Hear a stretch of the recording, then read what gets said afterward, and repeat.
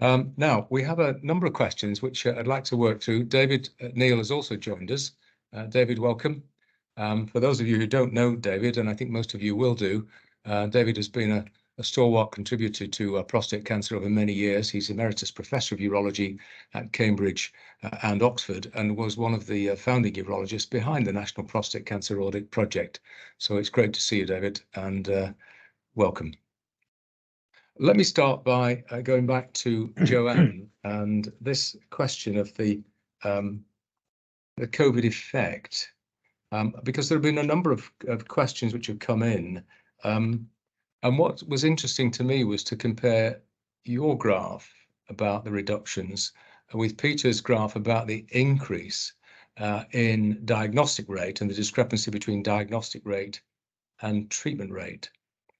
Now, this links into a couple of questions which have come in about the implications of MR scanning and whether it's low-grade disease which is being picked up, which is being watched, which accounts for the difference. What's your view on that and the influence of MR scanning as a means of reducing the rate of treatment in prostate cancer for low-grade? Because we've seen that rate go down substantially over years. First Joanna and then perhaps Peter. Thank you, Noel. Yes, that is a big consideration for us at the NPCA. We do want to explore the impact of the MR scanning and really see how that transcends into the data for 2022. As Peter mentioned, our data that I presented today was really taking us up to the end of 2021. So when we have our next set of data through from our data collection partners, it will be really interesting to see whether there has been changes in the diagnoses, as Peter has mentioned, using more current 2022 data. And I think it'll be important going forward to see exactly what the grade and stage of the prostate cancers coming through are. Peter, any addition to that? Thanks. Yeah, the grade I can't comment on.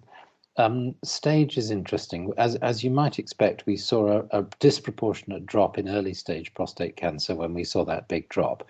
Obviously, people with no symptoms not getting their PSAs measured, and consequently, whereas the numbers of people with advanced disease continued to present at more or less the same rate. So there was a proportionate drop in early stage cancer, which seems to have recovered. So the proportion of people being diagnosed at the early stages is now pretty much back to where it was pre-pandemic. It hasn't improved. It hasn't rebounded substantially, but from the data that we can see from the registries, it looks as though it's pretty much back where it was previously.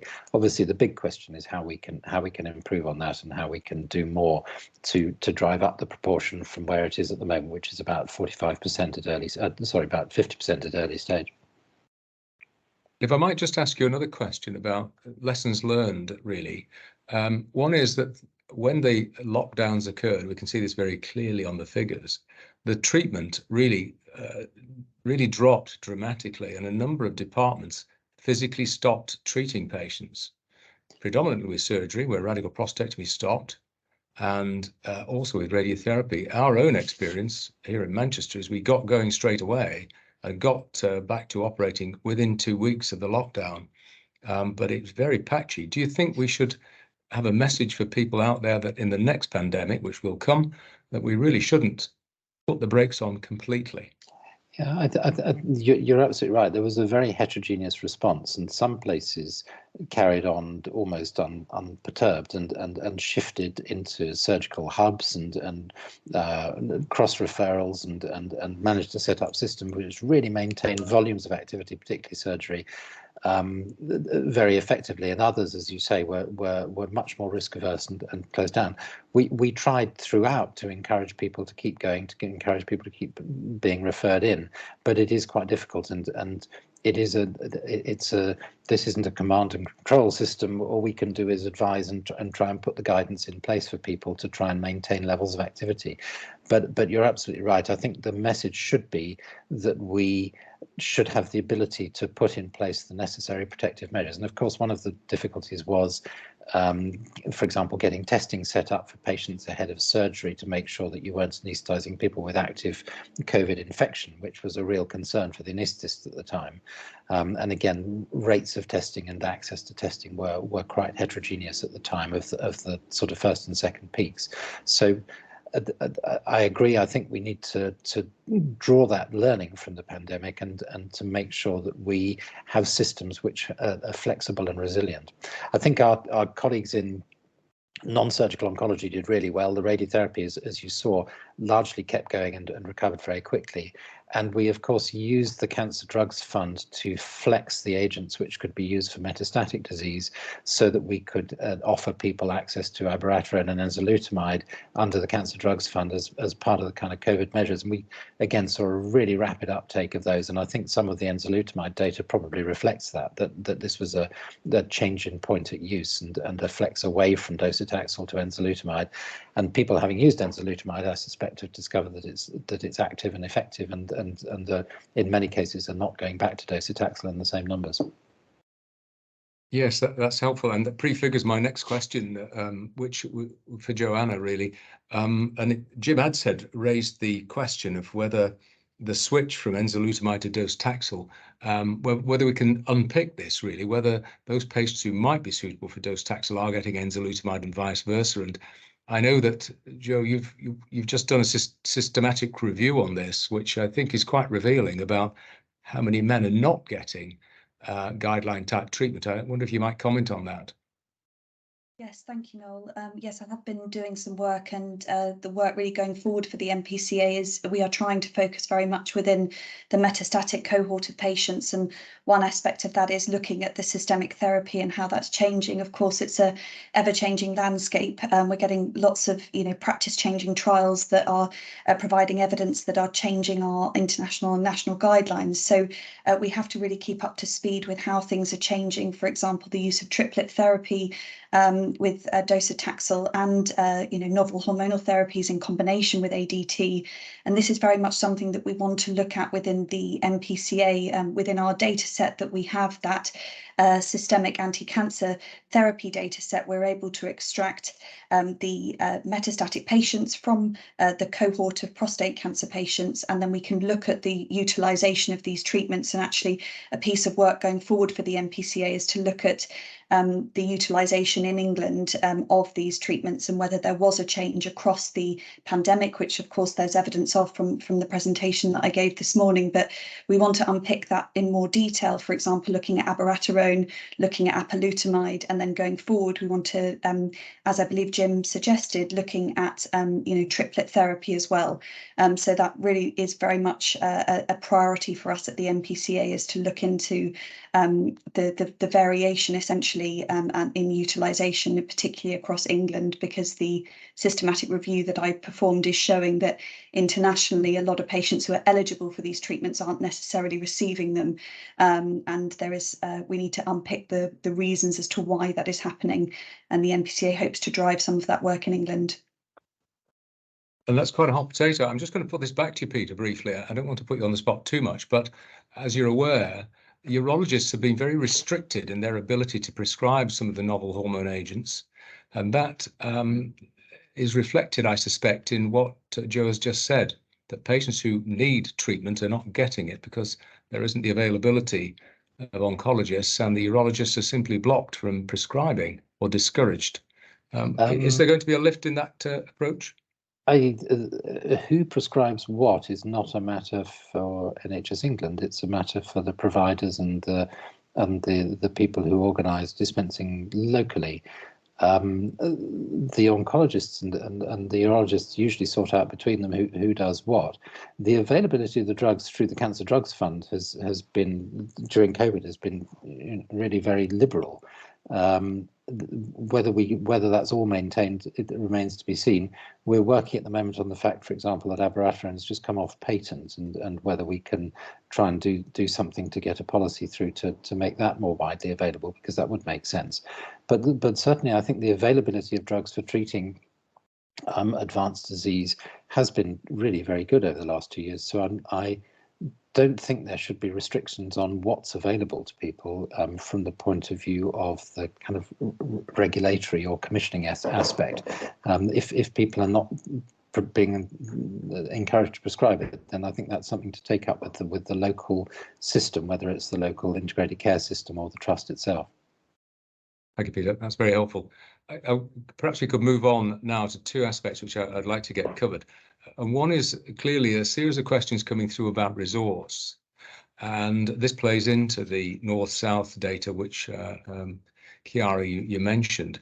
Pauline, I'd like to come to you, if I may, because you mentioned that whilst there's an impetus to get the best time pathway through, that it's actually quite difficult to deal with that on the ground. And a few questions have come in or highlighting the problem that GPs have as well. So how do you see the resource issue from your angle in a northeastern population, clearly the ones that seemed to do most badly in the recent short report? What needs to be done to improve that problem in those areas?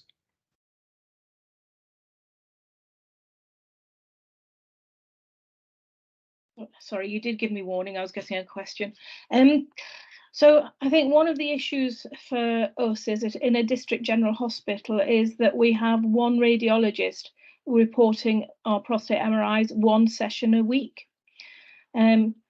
He can't cope with the volume of patients that we have referred, and that's an increasing volume of patients. It hasn't gone back to the numbers before Bill Turnbull was diagnosed, and even through the pandemic our numbers were increasing. We didn't really have much of a dip for very long. We're very reliant on external companies to report our MRIs. Obviously contracts are in place many years ahead. They make contracts for some years, and we're tied into those contracts, and we can't get MRIs reported same day. It's not possible, and I'm sure we're not the only people in this situation. I think as well the quality of the MRI reporting is variable as well. All our MRIs are reported by are reviewed in our specialist prostate MDT. And consultants don't feel confident planning radical treatment without that review of MRIs. And they don't often change the findings, but occasionally they do. And occasionally that would be a significant change in terms of planning treatment.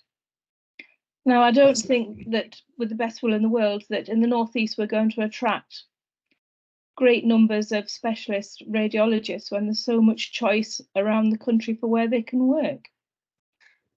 Thank you, Pauline. And that highlights what I think many of us do see. And it brings us to the issue of not only resource, but quality control. And that's a question which has been raised by a number of the people putting questions in, which is this discrepancy between what the radiologists say, what the pathologists say, and what the final outcome is, particularly after radical prostatectomy. David, can I bring you in here just to see what your insight and thoughts are in relation to this? How, and as the National Prostate Cancer Audit, we have looked at how we might be able to get quality control, not only on radiology, but pathology as well, which is another minefield, really. We are very dependent on what the pathologist says about ISUP grade grouping and so on and so forth. Would you mind sharing some of your thoughts about that? Yes, thank you. Thank you for inviting me to come along. Having left urology a few years back, but I have maintained a strong interest and work closely with Chiara at PC UK still.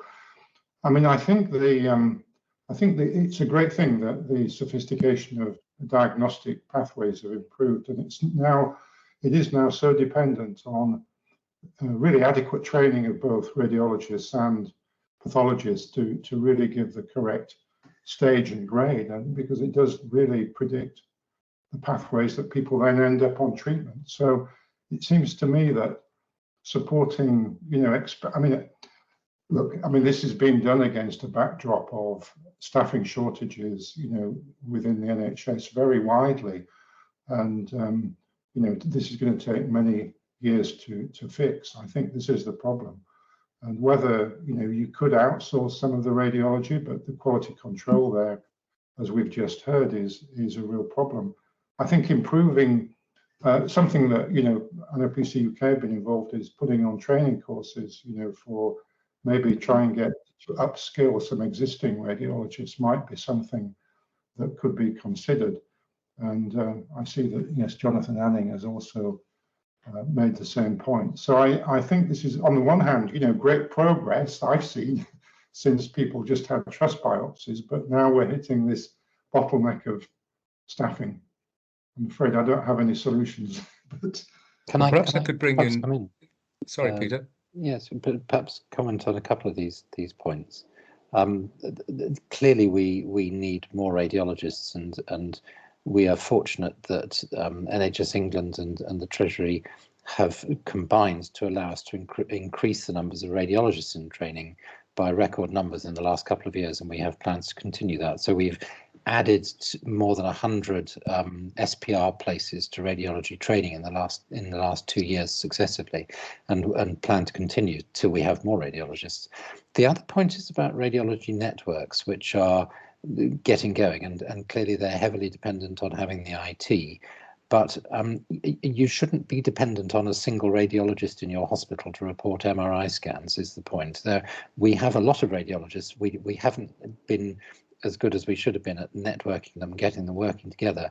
Just to pull in an example from somewhere else, the lung health checks program, where we're doing a lot of CT scanning to look for early stage lung cancer, the way we're getting those reported is through networks of specialist radiologists. So you have high quality, you can do quality control, you've got good control of the training, and you can continuously audit how well the reports come back. But it's a network so that you can disperse it, and the first available radiologist reports the scans as they come in. And this is a much more effective way of dealing with these increases in volume. Obviously, lots of work going on as to whether you need full multiparametric or biparametric MRI, and Hash Ahmed in London has been doing work on looking at this, and I think that may help things. But I think there is much more we can do if we get organised about how we develop these networks of expertise to report the scans, so that poor Pauline isn't dependent on her radiologist one afternoon a week or whatever it is to report the scans. So I think there are some solutions which are within our grasp to actually deliver for this.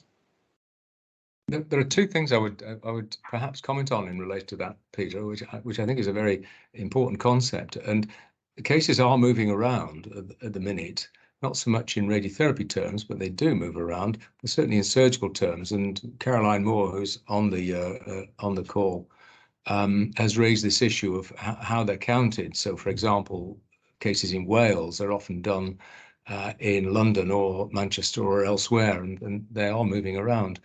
But we have this issue of how we train people and how we accept the networks, and then how we feed this in to the MDT systems. It's because when a radiologist reports, as Pauline has raised very cogently, that it's a dialogue between the clinician or the clinical group in the MDT and the radiologist to decide on the next steps. And actually integrating that is not very easy, but it would be helpful if we had some direction from NHS England as to how to do that. I think the second thing, if I may, is how do we monitor the quality control? And that's where organisations like the NPCA come in, and we have a few ideas about that. Chiara, could I bring you in? Because a fair amount of what's gone on in relation to raising awareness and so on has gone outside the conventional NHS systems, in effect, outsourcing things. And one has to have sympathy with the GPs who are overwhelmed with a variety of things, and they simply cannot cope. So what's your view about the outsourcing issue? And, you take a man van that goes around into Brixton and so on and identifies men. Where do they go then? Because they have to be fed into a system somewhere. And how can we utilize that outsourcing to help with some of the problems? That is a perennial problem of some of these smaller regional projects, that they end up having to go into primary care one way or another. But we're obviously really supportive of that the approach that we've taken over the last year is actually to align ourselves with primary care networks around delivering the requirements of the PCA and DES. We feel like that's a lot more sustainable. As you know, prostate cancer, the requirement was to take a lot more of a proactive rather than a reactive approach to talking to high-risk men about PSA blood test. So we've supported a number of pilot projects across England, one particularly around Bristol inner city PCN, which has a very high Black population. And they sent out text messages directly from a GP, directly to high-risk men, starting with Black men over 45, men with a documented family history of prostate cancer or family history of breast cancer, and then 2 or 3 weeks later, all men over 50. And again, much like the campaign, rather than swamping secondary care in Bristol, who, for what it's worth, are incredibly supportive, 4 men were given a diagnosis of prostate cancer from 3,500 text messages, all of whom were asymptomatic, one of whom had a PSA in the hundreds. So we know that when we have more of a systemic approach, Joe is on the call actually now. I don't know if you'll be able to pop in the chat, Joe, how many PCNs we're now working with, rolling out that text message pilot. But I think it was Catherine, just if I may, Noel, that posted something around confusion in primary care. I completely agree. It's a huge challenge. And whenever we do something like the North-South Divide campaign or the Find the 14,000, we have a cohort of GPs that are saying, great, we need to find these men. And then we have a cohort of GPs saying, we're being reckless. This is a disaster. This is a really inappropriate thing for a charity to be doing. So we kind of sit between the two. We don't want to be tone deaf to our clinicians, who we partner with incredibly closely, but we do want to represent men. So, which is why we're starting with primary care. We have a really excellent primary care education program that we're developing. Well, we have in place, but we're growing over the next 12 months because we want to engage with GPs, but there's slow flipping many of them. It's really tricky. It's also tricky what we found to move perceptions of something like PSA. I met a 52-year-old Black man in Leeds yesterday whose father had died when he was 51. His nephew, who was in his 40s, had already had his prostate removed. His brother had prostate cancer. And when he went to see his GP, he was told he was too young to have prostate cancer and come back when he was a bit older, or if he had symptoms. So that was a very real anchoring moment for me about quite how big the challenge is around not finger pointing at GPs, but actually saying the diagnostic pathway has changed so considerably in 10 years. You can't possibly keep up. We are trying to keep up with it. So here are the 3 things, or here are the 5 things that we really want you to know and hear about prostate cancer, so that we could start to have a bit more of a levelling up approach in primary care. That's great. Thank you. We just one last minute, and I'd like to give Pauline a chance on this, because clearly there's a workload issue, and clearly we have to triage these patients coming in. We don't want to be biopsying all patients with multiple comorbidities, etc., etc. What do you feel is the role of the specialist nurse clinic in triaging and coordinating this, and how can we expand the nursing workforce to accommodate? Because clearly we can't expand the radiology workforce easily, or the consultant workforce easily. I'll take the second part of your question first, if that's all right. There are over 40,000 vacancies in the nursing workforce. And although the government have said they're going to increase recruitment, that's going to take a long time. And a specialist nurse doesn't train in 3 years and become a specialist nurse. It takes much longer, very much like developing a skilled urologist, a skilled specialist nurse takes years. We have to be patient and see what comes through. I think we've got an issue with the fact that urology is losing wards. So student nurses aren't being exposed to urology as a speciality. I worked in urology on urology wards many years ago that were part of surgical wards. And I was very fortunate to be around when specialist urology nurses were developing. And I was also allowed to develop my skills and my interest at my own pace, because I was the first urology nurse in our trust, with the support of the consultant. And what we're expecting now is newly employed specialist nurses to have the experience and knowledge and skills that I have, and we need to work on that. I've forgotten the first part of your question, sorry. Well, I think probably you've said it all pretty much in the answer to the first part, Pauline. And I think it emphasises the point that we do need more across the piece, and the nurses are key two elements of this. We've run out of time for this first session. It's time for a coffee break. We're going to come back for the second session, which begins at 11 o'clock and will be chaired by Ajay Agarwal. Thank you very much to all the speakers and to you for sending your questions in. It's been a very informative first half of the meeting. Thank you.